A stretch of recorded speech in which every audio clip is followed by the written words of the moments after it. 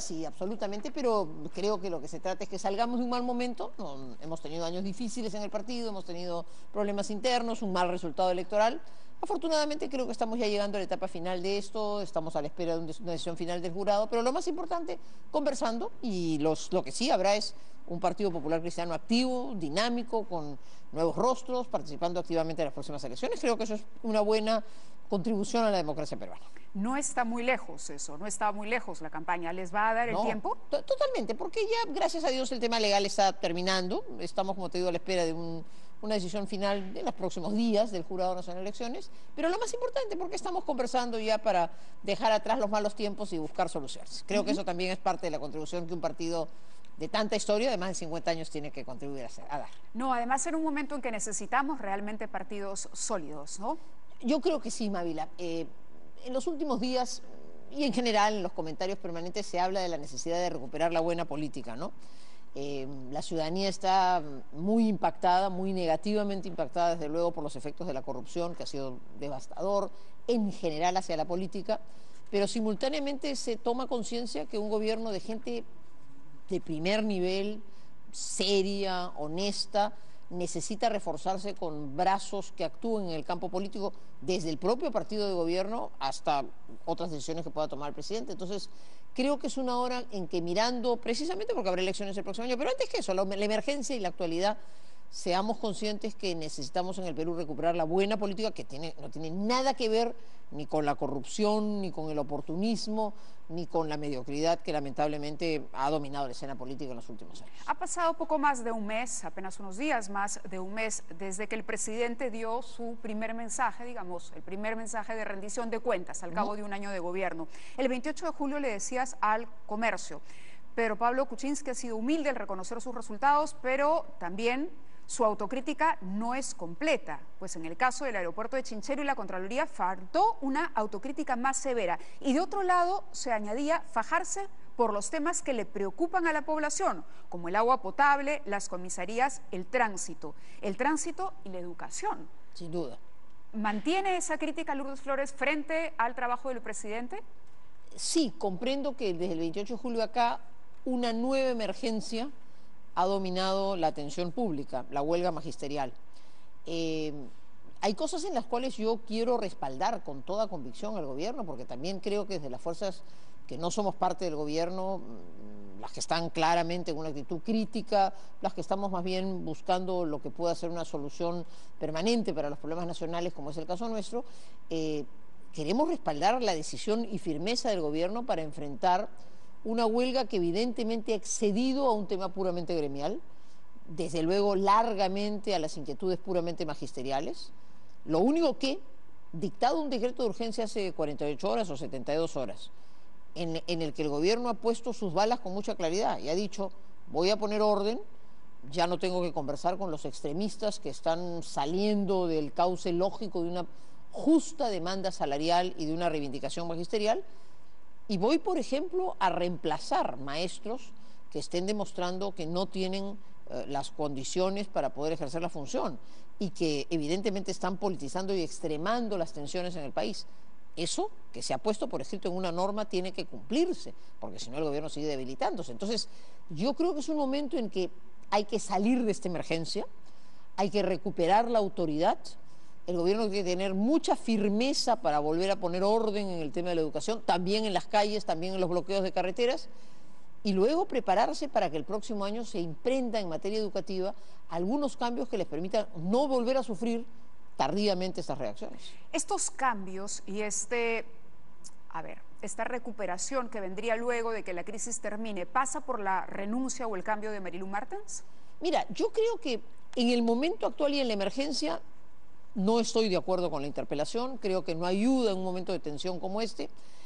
Tampoco estaría de acuerdo que en medio de esta agitación se buscara un cambio hoy día, mañana, en los próximos días de un gabinete, pero sí creo que apuntalando al gobierno para que tenga la fuerza de enfrentar fundamentalmente al extremismo radical que, desnaturalizando justas demandas, está intentando capitalizar políticamente con una enorme irresponsabilidad, porque ataca a la educación, ataca a los niños, conduce al país a una sensación de desorden y de caos. Entonces, frente a esa radicalidad, las fuerzas democráticas, genuinamente democráticas, de una posición sensata en el Perú, incluido, por supuesto, el fujimorismo, tenemos que ponernos al lado de quien conduce el Estado, aunque esté mostrando una debilidad en ese momento, para que se fortalezca, ponga orden.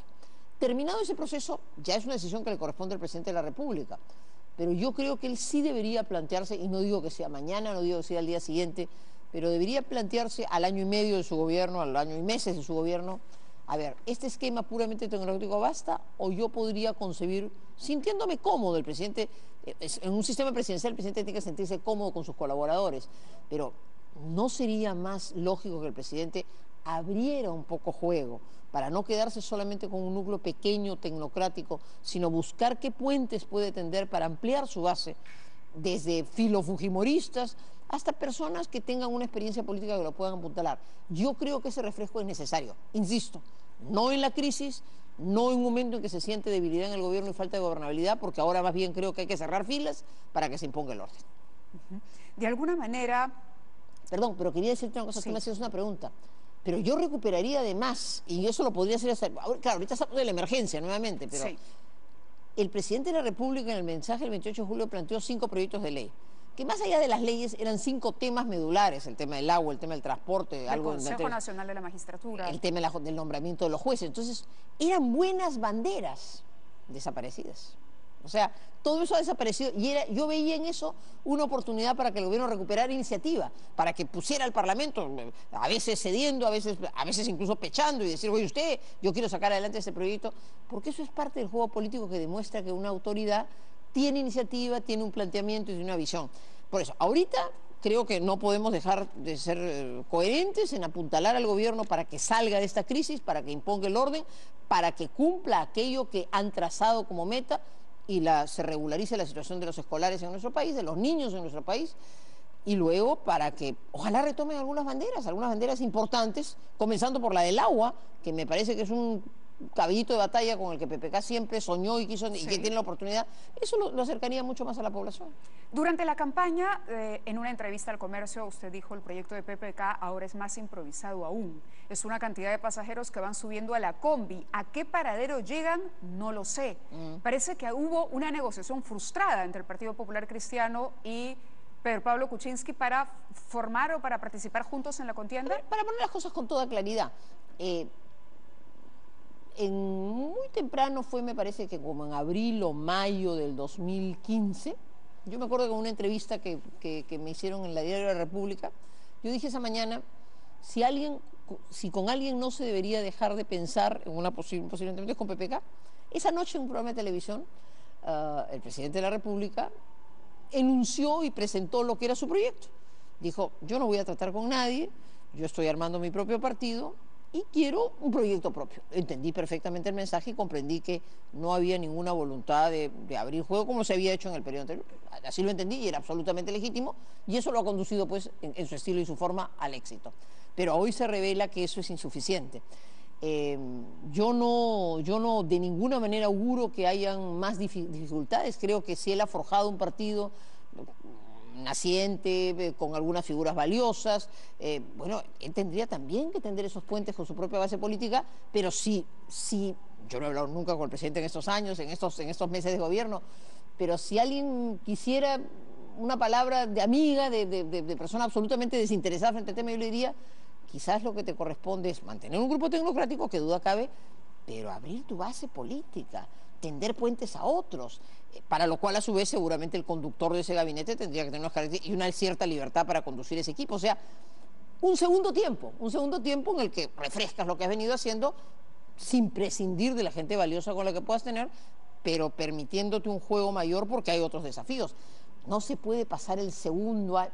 Yo creo que el tiempo va llegando como hasta la mitad del gobierno. Si los próximos 18 meses se desaprovechan, ya es un gobierno anodino que no va a dejar ninguna huella, y eso sería una pena teniendo un presidente del talante del que tenemos.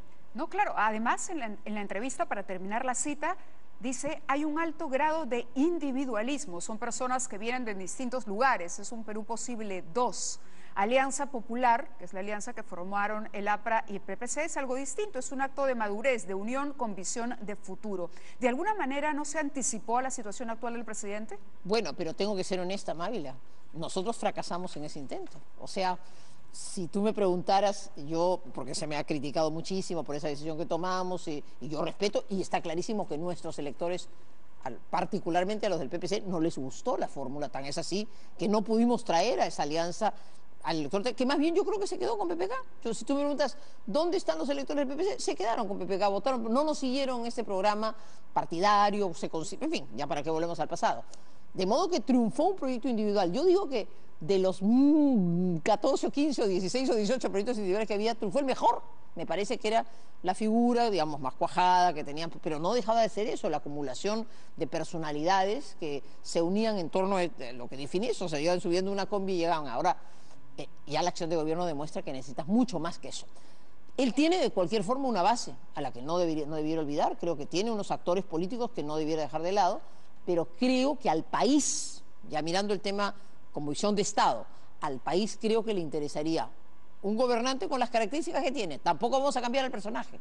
Entonces, si el Perú eligió un hombre mayor, con experiencia, conocedor en materia económica, que indiscutiblemente nos prestigia cuando sale fuera internacionalmente, y él ha elegido de momento un colaborador de primer ministro cercano a él, con el que se siente cómodo, si él quisiera jugar un segundo tiempo distinto, atribución presidencial, creo que probablemente las características del nuevo equipo tendrían que combinar otros factores sin por eso dejar a muchas de las personalidades valiosas que lo acompañan. Podría ser un tema de equilibrio. En cualquier caso... De equilibrio, creo que ese es el punto. Claro, en cualquier caso, él tiene un partido político, tiene una bancada, no es una bancada muy grande, pero hay una bancada en el Parlamento, pero en los últimos días hemos escuchado exabruptos de uno y de otro lado, el Ejecutivo peleándose con miembros de la bancada refiriéndose en términos poco elegantes al primer ministro, el presidente hoy temprano admitiendo que hay intranquilidad al interior de Peruanos por el Cambio y llamando a la tranquilidad de sus propios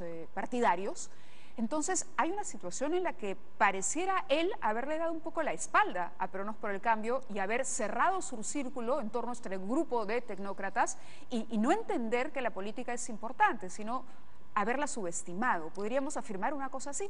Mira, no tengo mucha autoridad moral porque mi propio partido y yo misma me he visto involucrada en unos conflictos a lo largo de este tiempo, de modo que algunos me dirían, primero arregle su lío en casa antes que dar consejos ajenos, pero puedo decir, precisamente porque los hemos vivido, que no es bueno que al interior de los partidos que los partidos se debiliten en razón de conflictos internos. Eso no es bueno, no es saludable para la democracia. Cuando terminó la elección del 2011, que participamos juntos con PPK, yo me permití decirle con toda sinceridad, ¿para qué vas a formar un partido político? Tú eres una personalidad y por tanto eres una personalidad que puede ser acogida y mirada por muchos, con mucha simpatía. Él puso empeño en formar un partido político. Quien pone empeño en formar un partido político, además le pone sus siglas, lo identifica, tiene que asumir lo que mucha gente que seguramente hoy me está escuchando no sabe, que yo le he dedicado mi vida entera. Hacer política en un partido político tiene sus muchas complicaciones. Tiene muchas cosas muy gratas, porque uno construye relaciones humanas maravillosas, pero vivir internamente un partido, eso que se critica tanto, no es una tarea fácil. Entonces, hoy el presidente de la República tiene un grupo humano que yo supongo que le podría ser muy útil. Te voy a poner un ejemplo de algo que yo no sé, ni siquiera sé quiénes son las personas, pero fíjate, en el esquema de organización peruana, nosotros tenemos la figura de los prefectos y los subprefectos. Es un sistema francés, que es una figura del presidente de la República que tiene sus delegados, ¿no es cierto? Aparte tenemos nuestros alcaldes y nuestros presidentes regionales. Pero fíjate, yo siento que en el Perú, por ejemplo, la figura del prefecto, del subprefecto, no se le da importancia. Es la persona que son los ojos y oídos del presidente, que debe ser una persona con personalidad, con peso, que sea un interlocutor político. Esa persona puede jugar un rol muy importante de información, de interlocución, de apoyo, de nexo. ¿Se ha mirado eso políticamente? Si no se ha hecho y se ha puesto unos cuantos amigos por doquier, dejando, no sé si al ministro del Interior o a quien sea, grave error, porque esos son los ojos y oídos del presidente para actuar. Solo por poner un ejemplo, la reconstrucción, me explicaba el otro día un joven funcionario que trabaja en este gobierno y que está cumpliendo esa tarea. Dicen que, por ejemplo, se presenta en un lugar con una lista de obras. Y viene el alcalde y dice, señor alcalde, estas van a ser las obras. y los alcaldes tienen su propia lista. Entonces, seguramente que la lista es muy técnica y muy seria, pero ¿quién está haciendo esa tarea de interlocución? Que no se trata de tomar un helicóptero, llegar al sitio y salir a la media hora, se trata de permanecer 2, 3, 4 días, y yo comprendo que todos los ministros de Estado no pueden estar. ¿Dónde están esos articuladores? La política necesita mucho de articulación, de operadores, necesita, por supuesto, conocimiento y ciencia.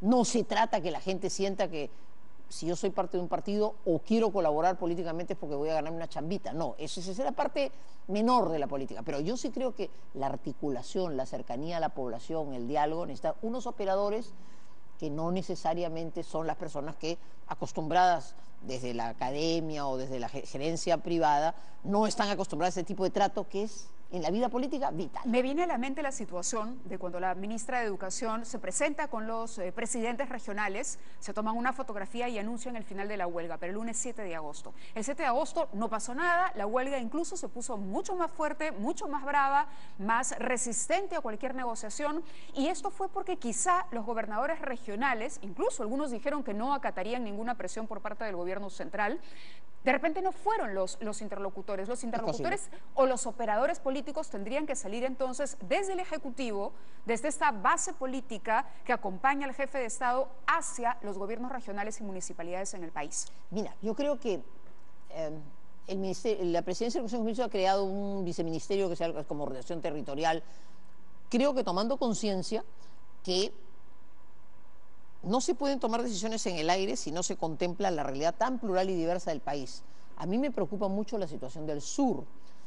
Por eso, a pesar de los defectos que puede haber tenido el manejo de la huelga, este es un momento en el que, contra lo que se dice tanto, yo creo que a la ministra Martens hay que apuntalarla y apoyarla. Ella ha tomado una decisión firme, importantísima.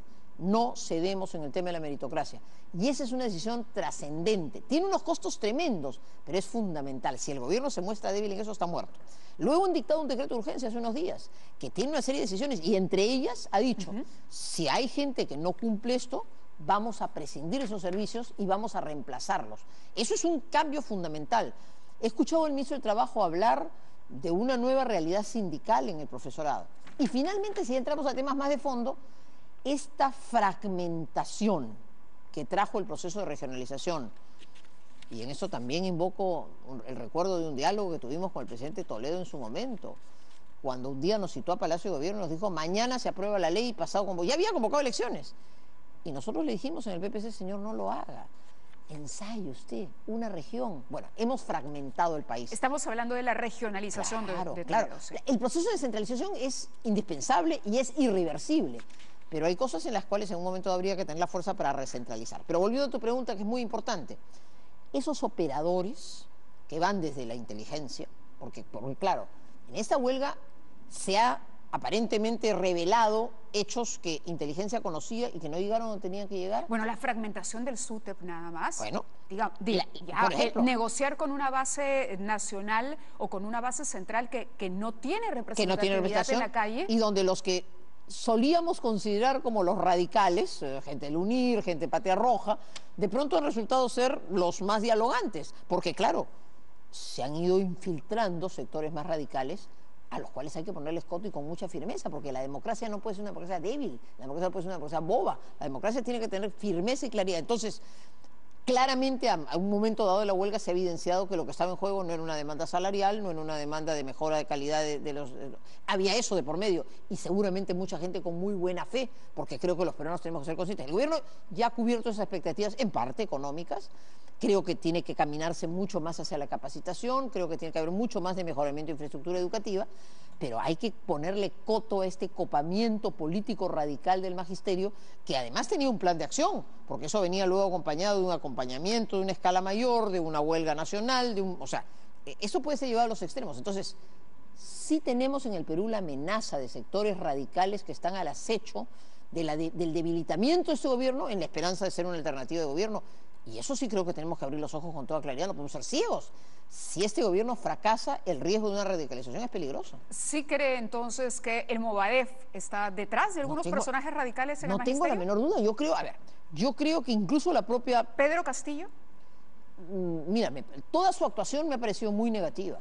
No lo conozco suficientemente, pero su actuación política me parece que es una actuación radical, inconsecuente con el magisterio realmente y poco preocupado por la verdadera educación nacional y más bien en un juego político de construcción de un espacio radical en el país.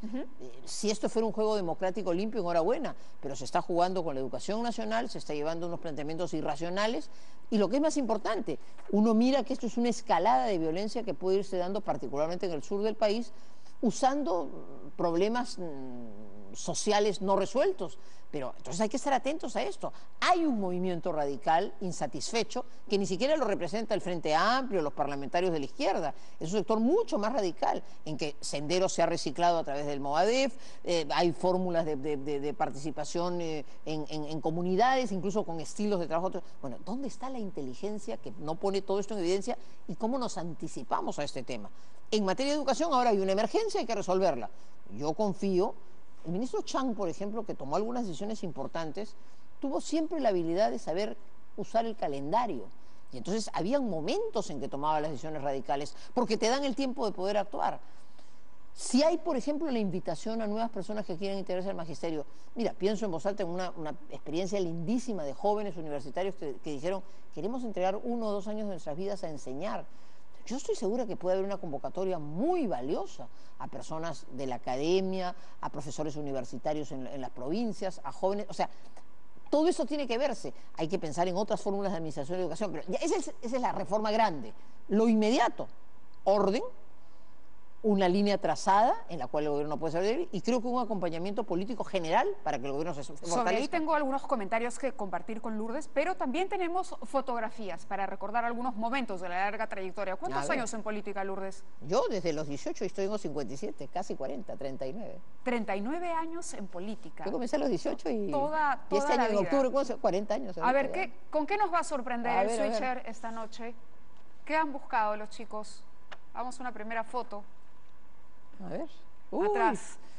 Mira, ¿ves? ¿Esa es la diputada Lourdes Flores? Ese es el momento en el que sustentamos nada menos que la acusación a Alan García. Ahora, fue una ardorosa presentación y un trabajo que, aquí yo tengo justamente el libro de Pedro Cateriano con la revisión del caso García. Lo que no me ha invitado esta vez. ¿Ah? ¿No te invitó a la presentación? No, y al contrario dice que rajó duro en la presentación. ¿Ah? No puede ser. Pero yo he leído con mucho placer por segunda vez el libro y además, bueno, las conclusiones del trabajo que hicieron de verdad son irrefutables. Pero por otro lado hay una pasión Fuerte. política bueno, que exuda. Había en esos años también, ¿no? ¿Cuántos años? Había en esos años, digo. Sí. Ahí que tendría, pues ahí recién parlamentaria, tendría pues 30 y tantos años. Esto, y me moría de ganas por hacerle esta pregunta. Después de haber llegado a la conclusión, a través de ese informe, que Alan García era responsable, ¿no?, de estos cuestionamientos en el primer gobierno, del tema del tren eléctrico, de haber llegado, pero al fondo de este tema absolutamente convencida, ¿por qué esa Lourdes Flores Nano que estamos viendo al lado de Fernando Olivera le toca la puerta para formar una alianza política? Bueno, es lo que me han cuestionado a lo largo de esta campaña. Primero porque ese mismo proceso pasó por muchas otras vicisitudes políticas, judiciales y sobre todo políticas. Pero fue prescripción. Pero no llegó a juicio. Finalmente la ciudadanía lo volvió a elegir presidente y no lo hizo mal en el segundo gobierno, yo creo que fue un buen gobierno.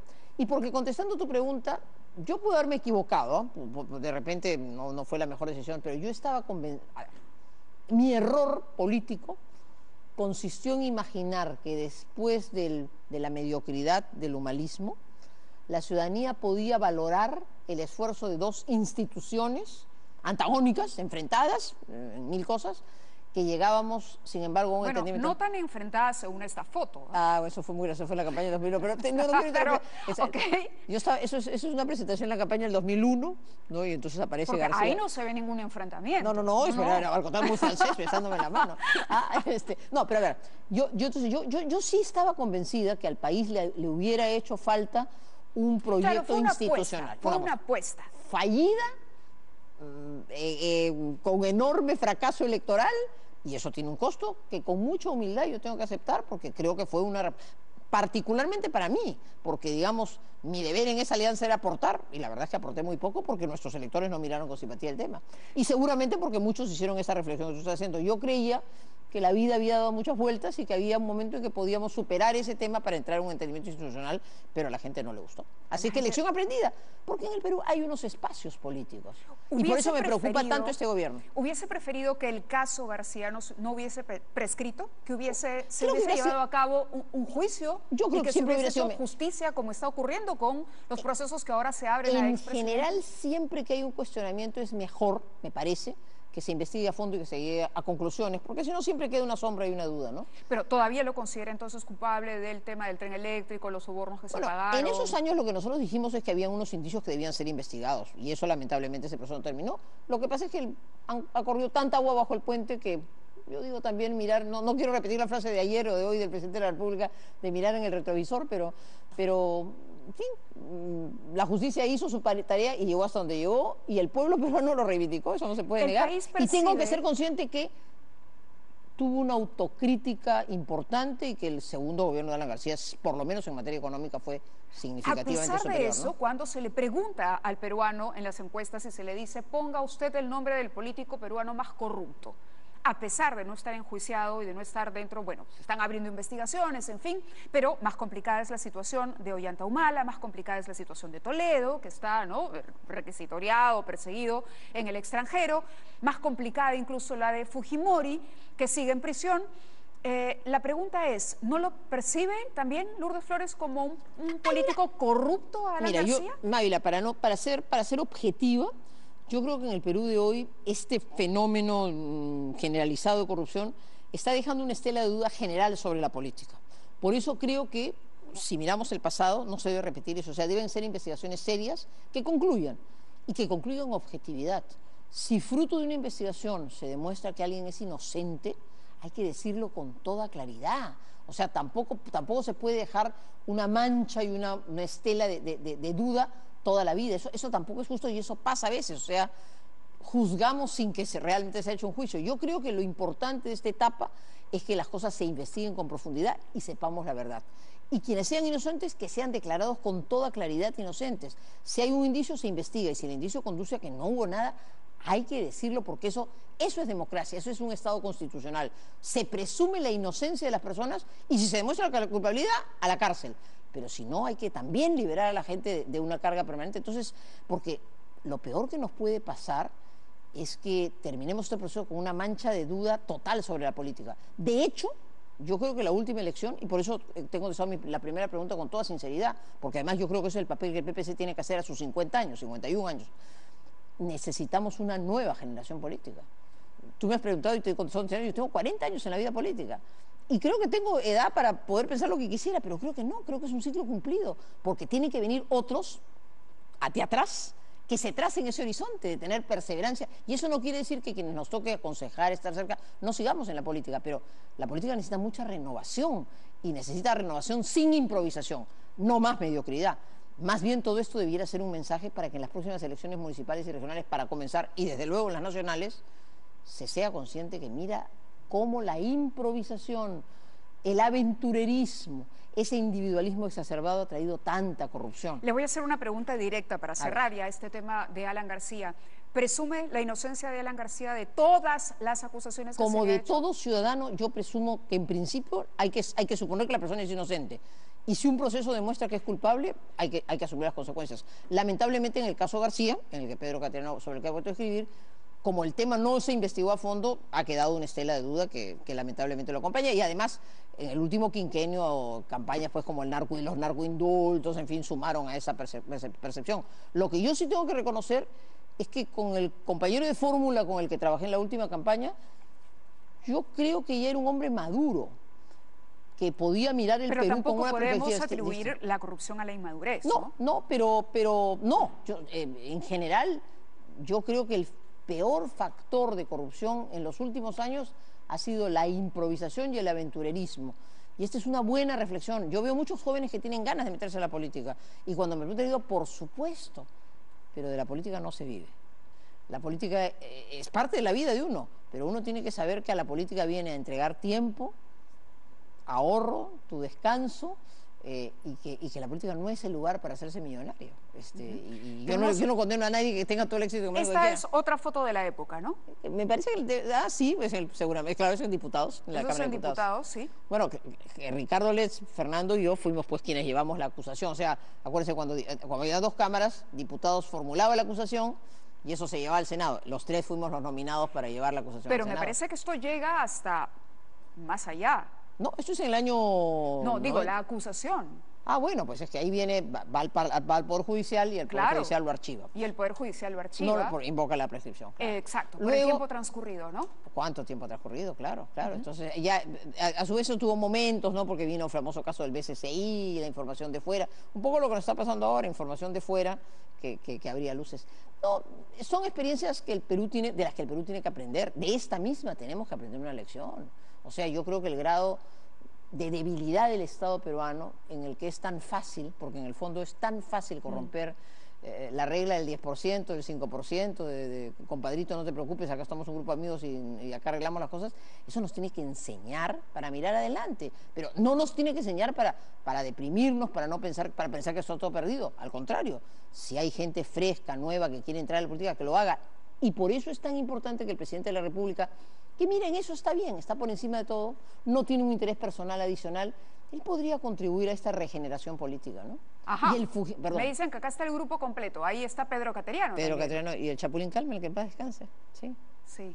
Con Pedro estuvimos en la comisión investigadora, ¿no? Bueno, Lourdes Flores Nano se convirtió en una estrella de la política, o así la calificaron, cuando dio ese famoso discurso mi vida en medio de esta situación de amenaza de la nacionalización de la banca durante el primer gobierno de Alan García, una diputada ardorosa, ¿no? Todavía era regidora, regidora de la municipalidad, pero que salió, se metió tremendo discurso y a partir de ahí uno imaginó pues un futuro imaginó que ya la tendríamos pronto en la presidencia. Hoy estamos hablando de una reestructuración de partido, pero la pregunta es, ¿sabe Lourdes por qué no ha ganado una elección? Ahorita te contesto eso, pero antes voy a mirar la parte positiva de todo eso. Porque yo he tenido un privilegio que yo quisiera por lo menos ayudar a que mi partido vuelva a brindárselo a otros.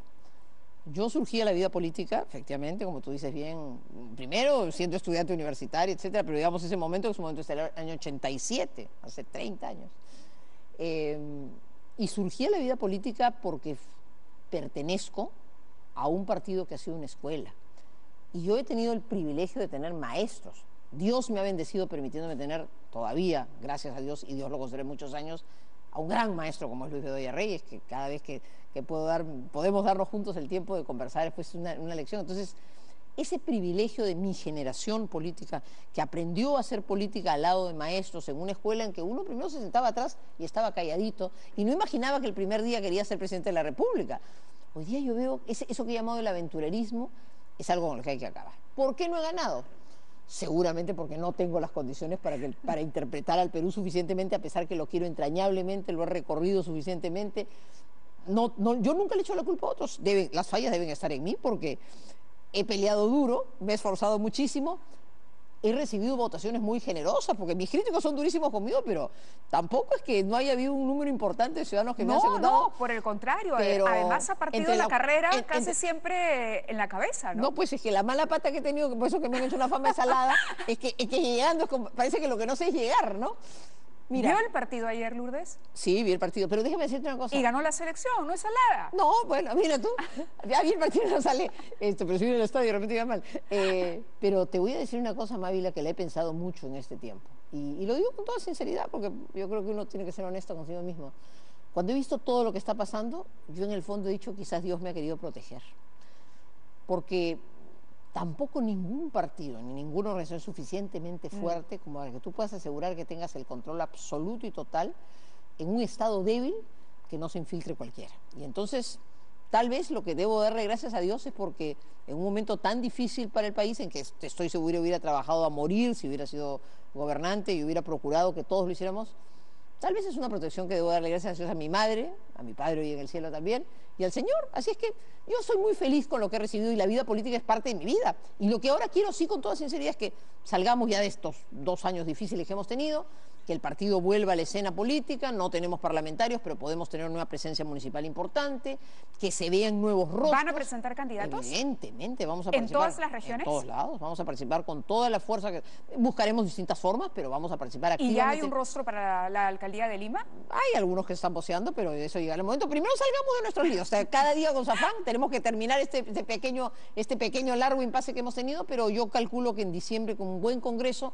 sea el relanzamiento de un partido que ha aportado primero esa escuela de formación y que ahora creo que tiene gente muy valiosa para seguir trabajando. Si los pesados de los productores me apuran, pero tengo todavía 2 o 3 preguntas, venga, a la par de ver esta foto. Ya, esa es la foto del revolcón. Uy, del revolcón. No estaba zambullendo, pues tampoco no te pases. Era... No, es un revolcón, Lourdes. Una zambullidita, ¿no? ¿Por qué estoy zambulléndome? No, era... Ni sé dónde es ¿Qué eso. fue, una zambullida o un revolcón? No, revolcón, estoy dándome vueltas, pues no, es una zambullida, me salía... No, y si yo soy una buena nadadora. Que yo creo que mucha gente sí le reconoce, ¿no?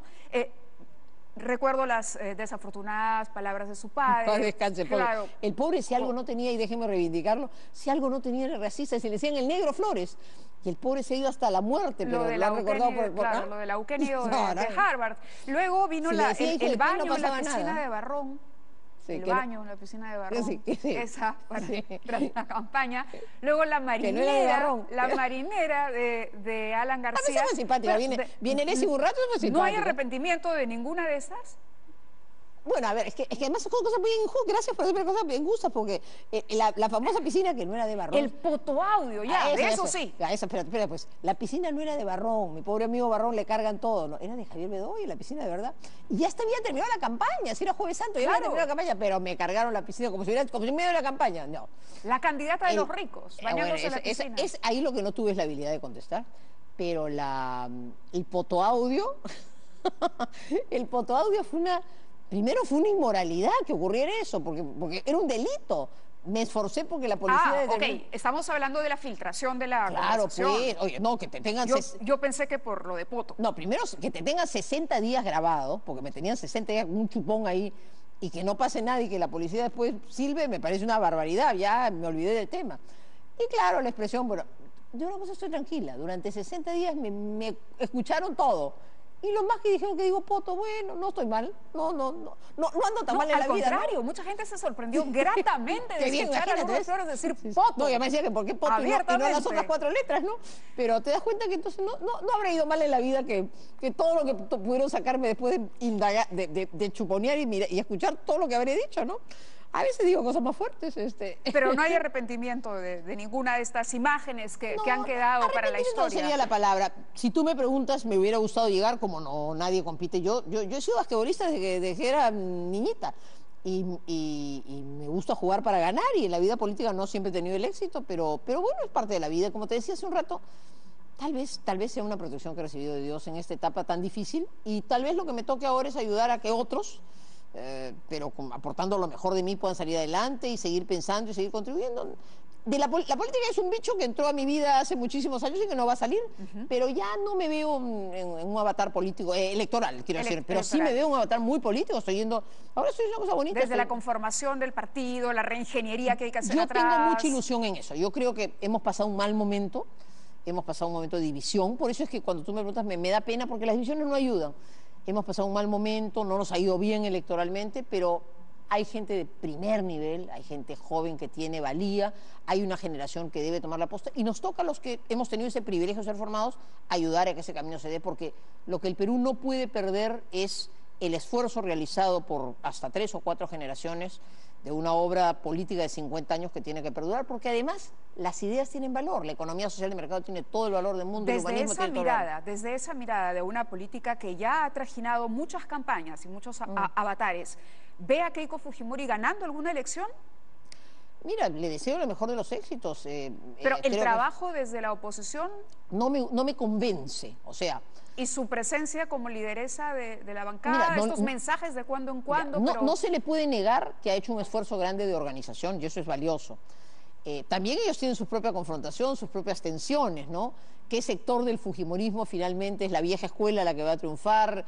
¿Es ella misma la que se va a consolidar? Son cosas que tenemos que ver, pero al país no le interesa un fujimorismo débil en estas circunstancias. Si ya el Perú le dio una fuerza para ser una fuerza determinante en el Parlamento, más bien hay que instarlos a que tomen conciencia de los riesgos que puede tener. Yo creo que hasta ahora lo que han hecho es faulear, todo el día fouls, pero no están metiendo goles. Y entonces yo creo que ella misma en su imagen de construcción, sí, eso me parece que en su Estamos imagen jugando de construcción, a la defensiva y eso puede ser peligroso entonces. o ¿no? golpeando, digamos, como te digo, fauleando, pero desde ahí no hay pues un gran pase y una gran jugada que tú puedas decir, caramba, qué alternativa tan interesante. Claro. Y de momento, en la circunstancia actual que nos convoca y de la que estamos hablando, yo creo que el fujimorismo como primera fuerza parlamentaria, pero en general, todos los demócratas que tenemos una preocupación por el Perú en serio, no debemos permitir que el radicalismo se imponga. Y en ese sentido, si el gobierno nos sentimos débil, es válido que lo critiquemos. Tenemos que hacerlo, es lo que un buen amigo leal hace, pero simultáneamente tenemos que darle el soporte necesario para que salga. Y ojalá el presidente comprenda que saliendo de esta situación, un segundo tiempo de refresco con una mirada distinta, a mí me parece que le haría mucho bien. Al premierato, Lourdes. Yo no, yo estoy chambeando como abogada todos los días con mucha tranquilidad. Gracias, Lourdes. Encantada, un placer, Gracias por hacerme mirar hacia atrás, para darse cuenta cómo pasan los años. No, yo creo que es bueno siempre mirar hacia atrás, bueno, para no repetir algunos errores que uno comete y eso además, sin la duda, y para reírnos de otros también, porque hay que aprender a reírse de uno mismo, ¿no? Y también para descubrir que también habemos en la vida política con éxitos y con fracasos quienes hemos dedicado nuestra vida a la vida política y eso hay que recuperarlo. ¿No? Y la vida, ¿qué es sino un camino de éxitos y fracasos? Y el Perú necesita recuperar política de largo aliento, si no, ¿cuándo construimos la solidez que el Perú necesita? Así es que ojalá muchos sigan el camino y tengan, por supuesto, mucho más éxito. Gracias, encantada de estar contigo. Muchísimas gracias. Fue Lourdes Flores Nano con nosotros aquí en 2017. Hacemos una pausa, pero al regresar, la crisis interna de Peruanos por el Cambio.